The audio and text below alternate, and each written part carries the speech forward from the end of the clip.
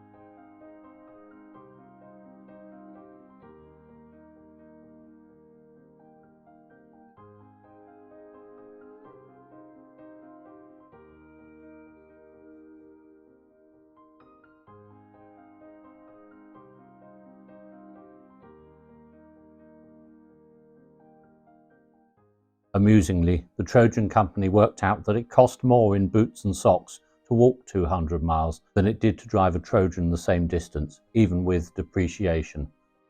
Trojan vans were very popular, Brook Bond Tea being the largest customer. This van was used to supply boots to those who didn't have a Trojan. As the 1920s progressed, different body styles were available on the same chassis, and most vehicles were supplied with optional pneumatic tyres, which gave an even better ride. With low-pressure pneumatic tyres, a solid rear axle, supple suspension, and an engine that produced bags of torque, it's little wonder the Trojan did very well in reliability trials. The most famous exponent was Arthur Scroggs, later Group Captain Arthur Scroggs, who competed in various Trojans for over 40 years. By 1928, Leyland production had ceased, and Trojan were building vehicles themselves in a new factory at Purley, near Croydon. The following year, a new model was introduced, with styling similar to the sports saloons then available from other manufacturers, but it was still a Trojan.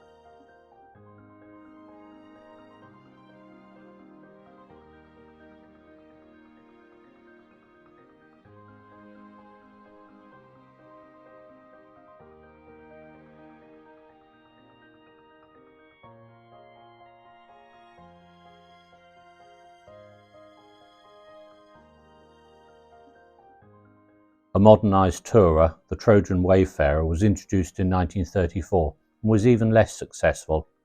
The following year, Trojan tried their last hurrah at motorcar design with the six-cylinder Mastra. Like all Trojans, there was little under the bonnet except the petrol tank and the radiator, and in the boot, what looked like an outsized Meccano motor, which was in fact a six-cylinder two-stroke engine. Only 2 prototypes were built. Trojan didn't need to mess around making cars. The vans continued to sell well until production stopped at the outbreak of the Second World War. During the war, Trojan were kept busy making trolley accumulators and bomb racks amongst many things. Van production resumed post-war, initially with the same two-stroke engine and then, most successfully, with the Perkins diesel engine from 1953.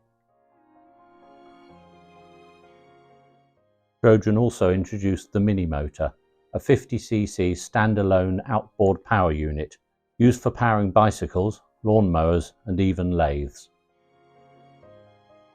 They also built mini bikes, go-karts and the Heinkel bubble car under license as a Trojan.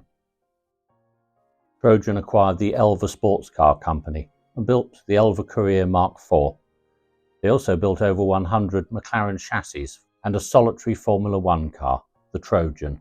Rather disappointingly, the Formula One car wasn't two-stroke powered, nor was the engine under the seat. Trojan vehicles still have a loyal following and are well supported by an owners club. I'd rather like a vintage Trojan. It would be a lot of fun. Thanks for watching.